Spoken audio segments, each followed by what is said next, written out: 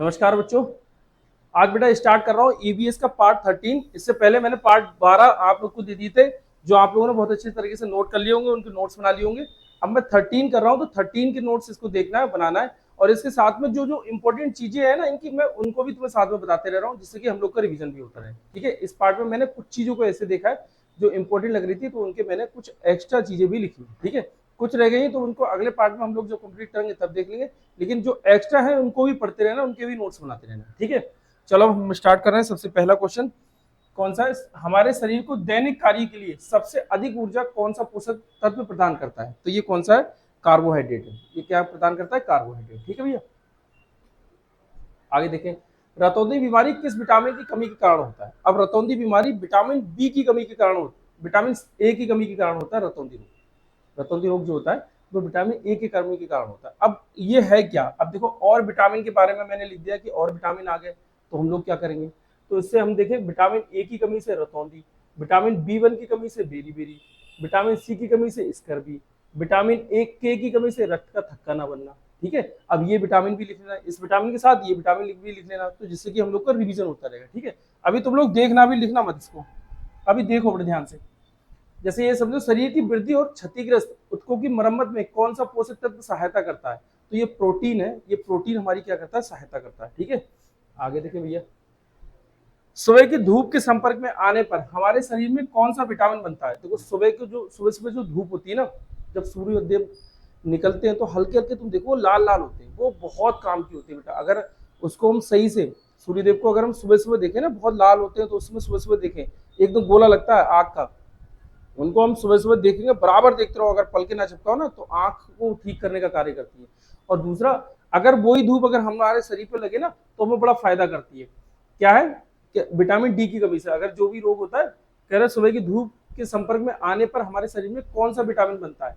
Vitamin D बनता है। अगर सुबह धूप की संपर्क में आ रहे हैं तो हम लोग के विटामिन डी बनना है। ठीक है, इसको हम सनशाइन विटामिन भी कहते हैं। सुबह की धूप में ये होता है सनशाइन विटामिन, और अंडे की जर्दी में होता है, मतलब विटामिन डी अंडे की जर्दी में होगा, मछली में, दूध में, और दूध उत्पादन मशरूम में भी होगा।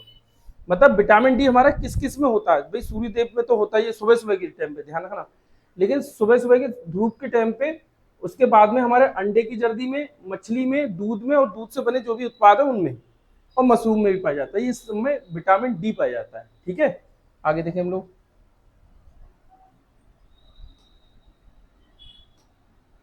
देखो, मसूड़ों से खून आना किस विटामिन की कमी से होता है? तो मसूड़ों से खून आता है ना, विटामिन सी की कमी से होता है। देखो, इसके मुख्य कार्य क्या है? मसूड़ों को स्वस्थ रखना। विटामिन सी का मुख्य कार्य है मसूड़ों को स्वस्थ रखना, घाव जल्दी भरने में मदद करना, रोग प्रतिरोध क्षमता बढ़ाना, आयरन के अवशेषों में सहायता करना। अब इसको अगर देखेंगे तो हमारा क्या होता है भैया? मसूड़ों पे खून आता है, और इसमें हम देखें घाव देवी देवी से भरता है, जैसे ये मैंने लिख दिया है। ठीक है, इस चीज को भी ध्यान से रख लो। मजबूत हड्डी और दांतों के लिए कौन सा खनिज अत्यंत आवश्यक है? तो कैल्शियम। हमारा कैल्शियम बनेगा तो हमारा वो अत्यंत आवश्यक है। देखो, कैल्शियम के बारे में लिख रहा है, मुख्य कार्य क्या होता है कैल्शियम का? हड्डियों और दांतों को मजबूत रखना। ठीक है, शरीर की वृद्धि और विकास में मदद करना। ठीक है, रक्त के थक्के बनने में मदद करना, और हृदय की सामान्य कार्य प्रणाली में सहायता करना। जो हृदय की सामान्य कार्य प्रणाली है उसमें ये तुम्हारा सहायता करता है। ठीक है भैया, अगले देखें। घेंगा रोग किस खनिज पदार्थों की कमी से होता है? घेंगा, घेंगा तुमने देखा होगा ना जी, यहाँ पे गले में होता है, गला बड़ा बड़ा सा हो जाता है ना, उसको घेंगा कहते हैं, घेंगा रोग होता है। ठीक है, घेंगा रोग होता है जो आयोडीन आयोडीन की कमी के कारण से होता है। इसमें क्या क्या है देखो, घेंगा के बारे में थोड़ा लिख रखा है। खनिज आयोडीन कमी से होने वाला रोग घेंगा, प्रभावित अंग थायराइड ग्रंथि, और लक्षण गर्दन में सूजन, थायराइड ग्रंथि का बढ़ जाना। मतलब लक्षण जो होंगे, गर्दन में सूजन होगी, थायराइड ग्रंथि हमारी बढ़ जाएगी, उसको देखेंगे। अब ये क्या कह रहे हैं हमारा आगे, देखो ये क्या है? हमारे भोजन में आहारी रेशो का मुख्य कार्य क्या है? आहारी रेशो का मुख्य कार्य है हमारा पाचन पाचन क्रिया बढ़ाना। आहारी रेशो क्या है देखो, समझो। आहारी रेशो अगर हम देखें, मुख्य कार्य इनका क्या है? भोजन के पाचन तंत्र में आगे बढ़ाने में मदद करता है। भोजन का पाचन तंत्र जो होता है उसको सही करने में मदद करता है। कब्ज से बचाता है, जो हमारे पेट में कब्ज वगैरह बनती है उससे बचाता है। पाचन क्रिया को सुचारू करता है। पेट लंबे समय तक भरा हुआ महसूस करते हैं। ठीक है, लंबे समय तक भरा हुआ। आहारी रेशे से हरी पत्तेदार सब्जियां, फल, साबुत अनाज, दालें, सलाद, अंकुरित अनाज, इन सबको जो थोड़ी थोड़ी हमें जानकारी लेनी है कि जिस तरीके से अगर मान लो इसके अलावा कुछ और भी आ जाए तो हम लोग समझ जाए। ठीक है, जानकारी लेनी है बस इसको। मादा एनोफ्लीज, मच्छर के काटने से कौन सा सी बीमारी बनती है? अब सब ऐसे लिखे हुए, अब मैं सीधे पढ़ रहा हूँ और इनको आंसर ही बताते रह रहे हैं। ठीक है, मलेरिया। ठीक है भैया, आगे देखें हम लोग क्या है।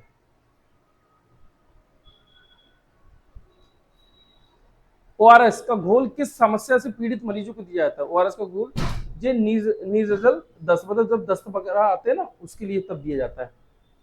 भोजन को दूषित करने हैजा व टाइफाइड जैसी बीमारी मुख्य रूप से कौन फैलाता है? तो ये हमारा घरेलू मक्खी जो होती है, घरेलू मक्खी, ये 17 ओड़ों की बैठती है, यही फैलाती है। घर के आसपास रुका हुआ पानी किस जीव के पनपने पे का मुख्य कारण बनता है? आप मच्छर के पनपने, घर के आसपास में अगर मान लो पानी है और वो पानी भरा हुआ है तो वहां समझ लो मच्छर बैठेंगे, बच्चे मच्छर के बैठने की पूरी संभावना है। खाना खाने से पहले पेट के संक्रमण से बचने के लिए कौन सा आदत अति आवश्यक है? चाय, खाना खाने से बचने के लिए, खाना खाने से पहले पेट के संक्रमण से बचने के लिए कौन सी आदत अति आवश्यक है? साबुन से हाथ धोना। भैया साबुन से हाथ धोना घर पे बताते भी है, अगर तुम देखोगे तो पापा मम्मी वो सब बताते हैं। बचपन से बच्चे की आदत ही डाली जाती है कि आप लोग साबुन से हाथ धो, भैया साबुन से हाथ धो, खाना खाने से पहले, खाना खाने के बाद, दोनों ही बताते हैं।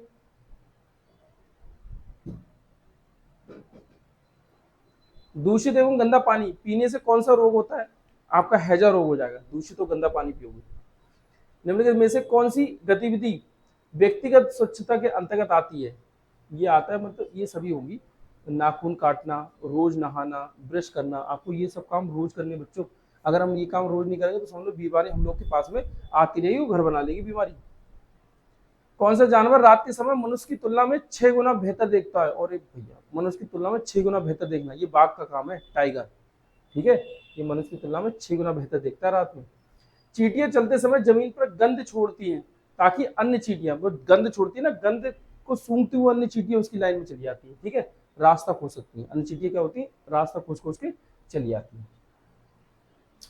रेशम का कीड़ा अपनी मादा कीड़ा को कई किलोमीटर दूर से कैसे पहचान लेता है? गंध से। रेशम का कीड़ा जो होता है अपनी मादा कीड़ा को कई किलोमीटर दूर से पहचान लेता है, जो कह रहे कई किलोमीटर दूर से पहचान लेता है, वो सिर्फ गंध के द्वारा पहचानता है। ठीक है, गंध के द्वारा। कौन सा पक्षी अपनी गर्दन को काफी हद तक पीछे तक घुमा सकता है? उल्लू। ठीक है, उल्लू भैया है। कुत्ते अपने इलाके की सीमा का निर्धारण किस गंध द्वारा करते हैं? देखो, यूरिन या स्टूल द्वारा, अपने यूरिन जो होगा उसके द्वारा, स्टूल के द्वारा ये लोग करते हैं। ठीक है। सांपों के बाहरी कान नहीं होते, वे ध्वनियों व आहट को कैसे महसूस करते हैं? ये जमीन के कंपन से। सांपों के बाहरी कान नहीं होते, वे ध्वनि व आहट को जमीन के कंपन से महसूस करते हैं। स्लोथ पेड़ की शाखा पर उल्टा लटक कर दिन में लगभग कितने घंटे सोता है? 12 घंटे। मनुष्यों में भोजन की पाचन की प्रक्रिया किस अंग से प्रारंभ होती है? मुख से ही प्रारंभ हो जाती है। हमारे भोजन की प्रक्रिया जो होती है हमारे मुख से ही प्रारंभ हो जाती है। भोजन का पूर्ण पाचन एवं पोषक तत्वों का सर्वाधिक अवशोषण कहाँ होता है? ये छोटी आंत में होता है। सर्वाधिक अवशोषण जो होता है वो छोटी आंत में होता है। मानव शरीर के ये सभी अंगों तक रक्त को निरंतर पंप करने वाला मुख्य अंग कौन सा है? हृदय। मानव के पूरे शरीर में जो रक्त जो पहुंचाने का कार्य होता है वो हमारे हृदय का होता है। कौन सी रक्त वाहिकाएं ऑक्सीजन युक्त रक्त को हृदय से शरीर के विभिन्न अंगों तक ले जाती हैं? ये धमनियां ले जाती हैं इसको। ठीक है भैया, आगे देखो, श्वसन तंत्र में गैसों, ऑक्सीजन व कार्बन डाइऑक्साइड का आदान प्रदान कौन करता है? तो ये फेफड़े करते हैं। गैसों का आदान प्रदान जो हमारे करते हैं वो फेफड़े करते हैं। आगे देखें, मानव अमावस्या में कौन सा अम्ल होता है जो भोजन के कीटाणु को नष्ट करने में सहायता करता है? तो ये हाइड्रोक्लोरिक अम्ल होता है। ये हाइड्रोक्लोरिक अम्ल। मानव रक्त का लाल रंग किस घटक की उपस्थिति के कारण होता है? लाल रंग, मानव रक्त का जो मानव में जो लाल रंग होता है ना, हम लोग का लाल रंग होता है, हमारा ब्लड जो देखोगे वो लाल रंग का होता है, मानव रक्त का। तो लाल रंग किसके कारण होता है? ये हीमोग्लोबिन के कारण होता है। ठीक है। अंतःश्वासन, सांस अंदर लेते समय के दौरान फेफड़े द्वारा कौन सी गैस रक्त में अवशोषित होती है? ऑक्सीजन। ठीक है भैया, ये हो गए, ये 30 क्वेश्चन हो गए। कुछ क्वेश्चन को मैंने एक्स्ट्रा भी बताया था, उसके एक्स्ट्रा वो उनको रख लेना, मतलब याद कर लेना, लिख लेना, जिससे कि हम लोग के ये बहुत काम आएंगे बेटा। कुछ अगर एक्स्ट्रा इधर उधर पूछा भी जाएगा ना तो वो भी काम आएगा, ठीक है। इनको धीरे धीरे करके याद करते रहना, और अभी याद करते रहना, अभी नोट्स बना लेना। आज आपके पास पहुंच रही है, आज ही नोट्स बना लेना, ये बहुत अच्छा रहेगा, और पीछे के नोट्स सब रिविजन कर लेना। ठीक है बेटा, मिलते हैं अगली वीडियो में।